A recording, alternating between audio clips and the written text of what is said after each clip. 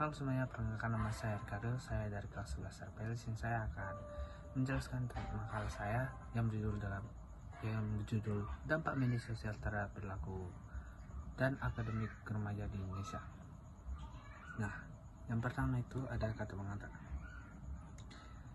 Perkembangan teknologi informasi dan komunikasi yang semakin pesat membawa perubahan besar dalam kehidupan masyarakat, khususnya di kalangan remaja. Salah satu bentuk perkembangan teknologi tersebut adalah media sosial.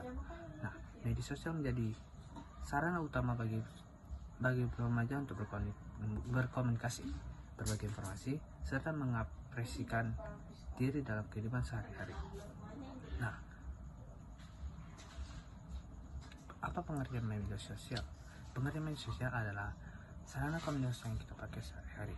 Nah, karena komunikasi ini berbasis internet yang memungkinkan penggunanya bisa mengirim pesan dari jarak jauh kepada temannya. Nah, apa dampak media sosial terhadap perilaku remaja?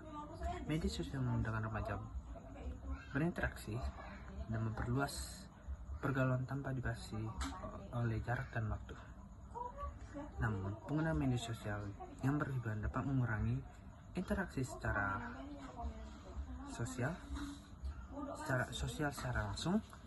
Remaja menjadi sering berkomunikasi melalui dunia maya dibandingkan dengan dunia nyata, sehingga dapat mempengaruhi kemampuan bersosialisasi secara langsung. Nah, ada juga dampak positif dan negatif. Dampak positif, media sosial menjadi bagian yang tidak terpisahkan.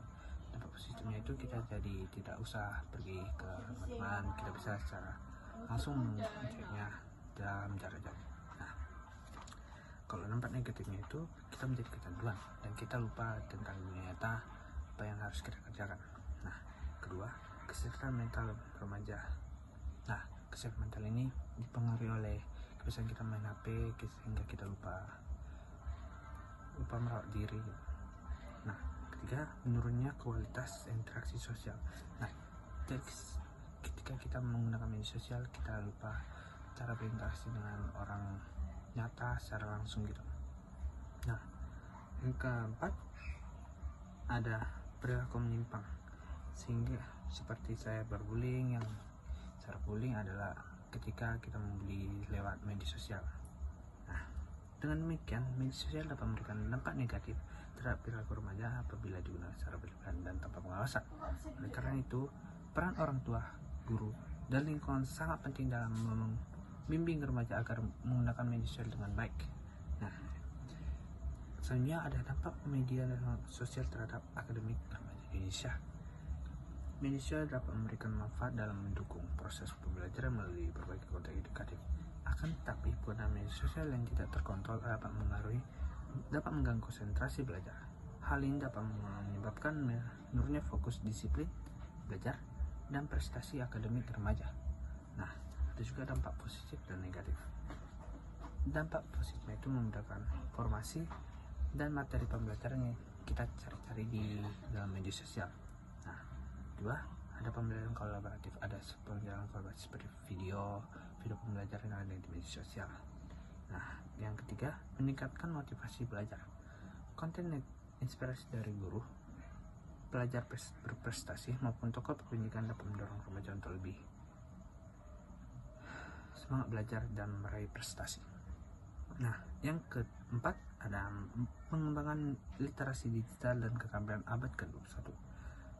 Remaja belajar mencari sumber terpercaya, mengolah informasi, serta menggunakan teknologi untuk mendukung akademik.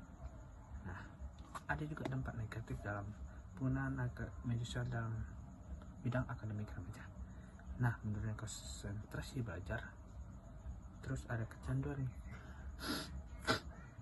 gawet, terus ada penurunan motivasi belajar, terus ada perilaku jujur secara akademik. Nah, itu semua dampak negatif dari penggunaan media sosial di bidang akademik remaja. Nah, dengan demikian penggunaan media sosial yang bijak dapat memberikan dampak negatif secara akademik remaja di Indonesia. Oleh karena itu, diperlukan peran orang tua, guru, dan kesadaran diri remaja untuk mengatur penggunaan dalam media sosial di remaja. dalam bidang ekonomik, akademik, sosial, dan dimanapun bidangnya itu. Nah, sekian video kali ini, terima kasih.